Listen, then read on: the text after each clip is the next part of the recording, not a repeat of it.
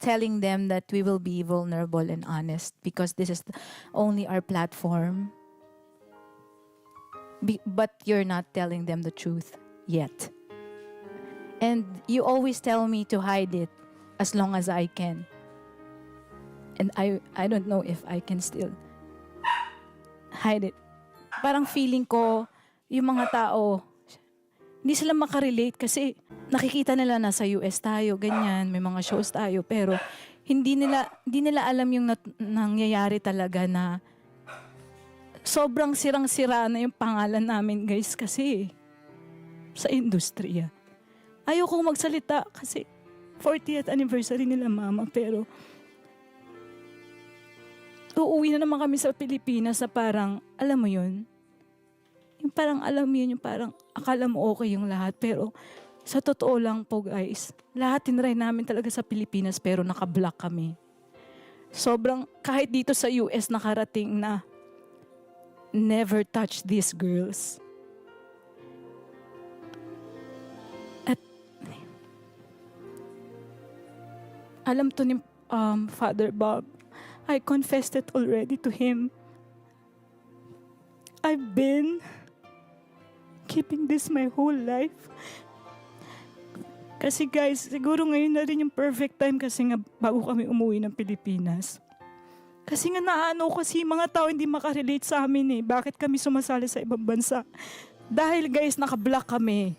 Hindi kami makapasok sa kahit anong network. Hindi ko alam bakit pero ang hirap maging mahirap. Kasi wala kaming laban eh. Meron kasi nangyari ng mga bata kami guys. Na lagi nilang sinasabi wag ko sabihin. Pero may nangyari guys na wala kaming gig for the whole month. Parang ganun ata. Tapos siyempre wala kaming baon, wala kaming pamasahe, magkakapatid. Merong isang show na gusto kaming kunin.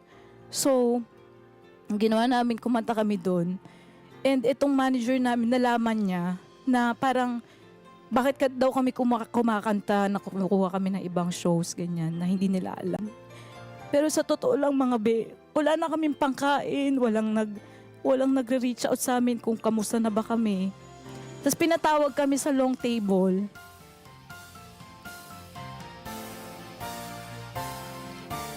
Hindi ko alam kung sasabihin ko ba ngayon, pero parang feeling ko kasi tumatanda na lang ako na sinisisi ko yung sarili ko.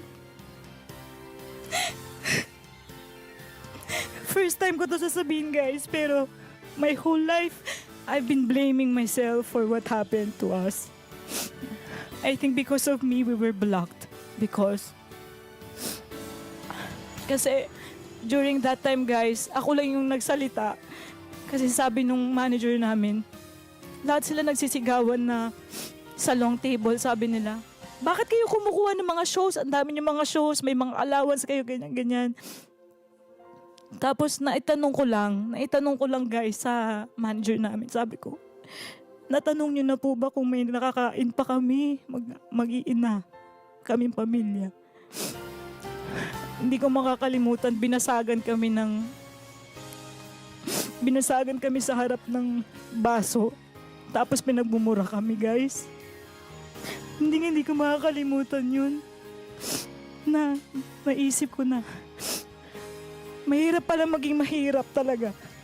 Kasi ganun lang yung tingin nila sa'yo.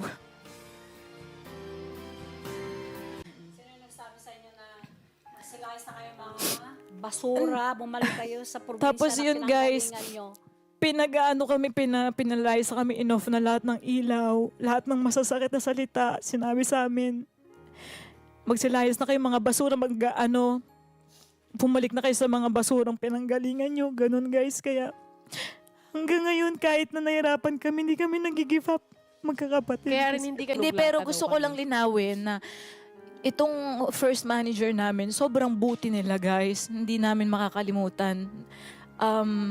Yung buong family nila, sila yung pinaka-generous na family na nakilala namin. Sila yung manager namin na sobrang generous sa amin. Na ano lang ako kasi, lahat ng mga staff, parang Hindi ko alam kung ano nangyari, pero during na sumali kami sa Talentadong Pinoy, malapit na kami mag-grand finals noon, pinatanggal kami bigla. Kasi parang ganun yung nagko-connection na parang huwag niyo tanggapin yung Circado Sisters. Kaya guys, nagpapalit kami ng pangalan kasi pag nag-audition kami Circado Sisters, hindi agad kami tanggap. Kumbaga ganun na yung nangyari. Kaya hanggang ngayon, sinisisi ko yung sarili ko. Bakit ako nagsalita nung time na yun? Para lang ma-defend ko man lang yung pamilya ko kasi sinisigawan na kami, pinagmumura na kami. So, hanggang ngayon, sinisisi ko yung sarili ko. Pero nga, ako naman, hindi nga, sabihin ko pero nga sa'yo, sabi ni Father Bob, Oo. Irene, forgive yourself too because it's in the past. But, you know, I'm still working on it until now. And, I don't know. Ako naman, na masasabi ko lang na, Ngayon ko lang nalabas. I think everything happens for a reason. Ayoko na Gusto magsinungaling, guys. Gusto Ayoko niya na. talagang malabas na talaga yun. And Ayoko na kasi Ako sabihin kay Irene, hindi niya mapatawad yung sarili niya doon. Pero ang gusto ko sabihin sa kanya, isipin mo rin na dahil sa'yo, na hindi mo kasalanan yun. And dahil sa'yo, di ba, ikaw din yung nag-audition. Hindi. Ikaw yung naghanap ng X Factor. Ikaw yung naghanap ng yung Superstar K6. So, kung isipin mo, di ba, ikaw din yung nagbukas ng pinto para sa Fourth Impact. And this hindi is kasi At saka hindi ka ito namin masasabi sinisisi. ko. Don't so blame happy 40 yourself. years anniversary to us. Tayo This pa is may my- anniversary. This is my anniversary, 40th anniversary. Ang masasabi ko lang na sinasabi ng magmula noong nangyari yon. Ilang pari na mga pastor, lahat ang comment nila, stay silent and stay humble kasi hindi natutulog ang Diyos. alam ko. Edad natin noon, 11, 12 years old, Hindi, 13 years alam old. ko, pero kasi Kaya hindi mali yung ginawa natin. Nagtanong lang naman, di ba? Oo. Kasi nga tinatanong tayo, ano Irene, anong masasabi mo? Tinanong kami, so nagsalita si Irene, tinanong niyo na po ba kung may nakakain pa po ba kami or mayroon pa po kaming tinitirhan? Ang sinabi sa amin ng anak niya, tanggalin niyo yung mga uniform niyo kasi yung mama ko yung nagpapaaral sa inyo. Hubarin niyo yan ngayon. Kaya yung trauma na yun, nandito pa yun sa isip namin. Kaya hanggang ngayon, kahit matanda na kami, hindi kami humihinto sa pangarap namin. Aliw. Hindi, that's why when we watch The Wicked 2 for good, I just realized that, the dreamers really changed our lives for good. Yes. without you guys, maybe we're already In separate ways.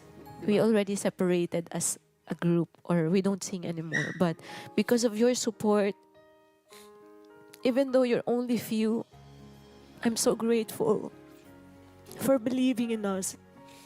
And isa lang wish ko, sana matupad yung mga pangarap ng mga kapatid ko. Kahit hindi na yung akin.